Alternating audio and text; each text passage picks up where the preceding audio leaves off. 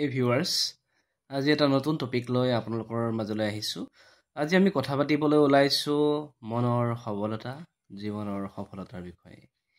সঁচাকৈ যেনেকৈ চকুৰ উজ্জ্বলতাই জীৱনৰ সকলো স্তৰকে আলোকময় আৰু সৌন্দৰ্যময় কৰি তোলে, ঠিক তেনেকৈ মানুহৰ জীৱনত সফলতা লাভ কৰিলে মানুহৰ মন সদায় প্ৰফুল্ল হৈ উঠে।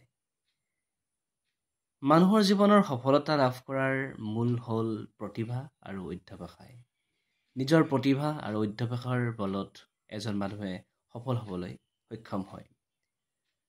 সৰু সৰু কথাতেই মানুহৰ সুখ নিহিত হৈ থাকে।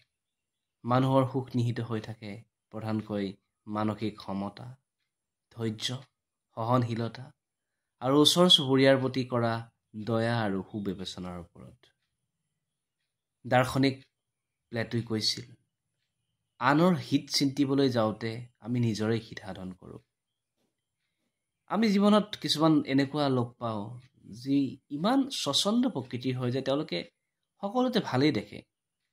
যিমানেই দুখ নহওক, দুৰ্দশা নহওক, তাৰ ভিতৰতো তেওঁলোকে কিবা নহয় কিবা অকণমান ভাল দেখেই। আৰু সেই ভাল দেখা, সেই কথাখিনি সেই মানুহজনৰ সান্তনা লভিবলৈ এটা উপায় হৈ পৰে।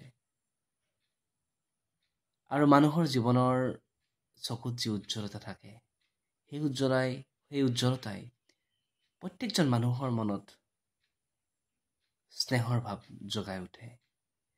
মানুহে তেতিয়াহে দুখ যন্ত্ৰণাৰ পৰা পৰিত্ৰাণ পাব যেতিয়া মানুহে সুখৰ জীৱন যাপন কৰিব।